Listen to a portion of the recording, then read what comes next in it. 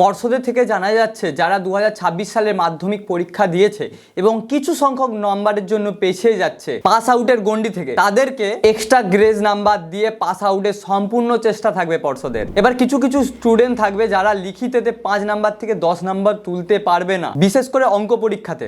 আমি সুশোভন, তোমরা দেখছো সুশোভন পাত্র এডুকেশন। যদি তুমি আমার চ্যানেলে নতুন এসে থাকো, এখনই চ্যানেলটাকে সাবস্ক্রাইব করো আর বন্ধুদের সাথে বেশি বেশি করে শেয়ার করো। এবার যদি আমি অঙ্ক পরীক্ষার কথা বলি, যেখানে প্রশ্ন ভুল ছিল সেখানে পর্ষদের পক্ষ থেকে বলা আছে এক্সট্রা 10 থেকে 12 নম্বর দেওয়ার। এবার যারা 5 থেকে 10 নাম্বার পাবে না লিখিততে, তারা কিন্তু ফেল আউট করে যাবে। এবার তোমার দিকে বলবো, যেই ভুলটা তোমরা অনেকেই করে থাকো, বিশেষ করে যে তোমরা 10 নাম্বার প্রজেক্টে পাও, যেটা তোমাদের স্কুলে জমা করতে হয়, সেটা অনেকেই করে না জমা। এবার বলি, কিছু স্টুডেন্ট রয়েছে যারা স্কুলে প্রজেক্টটা জমা করে না। এবার পর্ষদ থেকে বলা রয়েছে যদি কোনো স্টুডেন্ট প্রজেক্ট না জমা করে, তাকে কোনোভাবেই পাস করানো যাবে না, সে লিখিততে যতই পাক। সে যদি লিখিততে 60-70ও পায়, কিন্তু যদি না সে প্রজেক্ট স্কুলে জমা করে, তো সেখানে সে অবশ্যই করবে ফেল।